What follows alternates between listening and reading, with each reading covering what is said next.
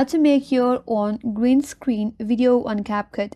Hi everyone, this is Kate and welcome back to another video, and on today's video we will see how we can make our own green screen video on CapCut. So without further delay, let's get started.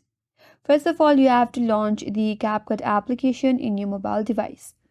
Tap on new project. So first of all, you have to add your background image. So add your green screen background image, then add your video. Tap on the video section and you have to add the video. Once that, tap on add from the bottom right corner. Now once you have added your background image with the video, tap on the video from the timeline. Now you have to swipe the menu bar at the bottom of this interface to your left. There you have to tap on overlay.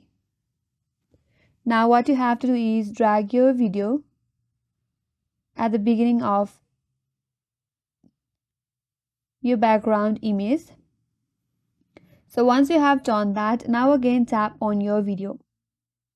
So again you have to swipe the menu bar to your left and you have to tap on remove background. Then tap on auto removal. And with that, now you have created a green screen video in CapCut. Once done, tap on tick mark from here. And there you can see now the background has been removed.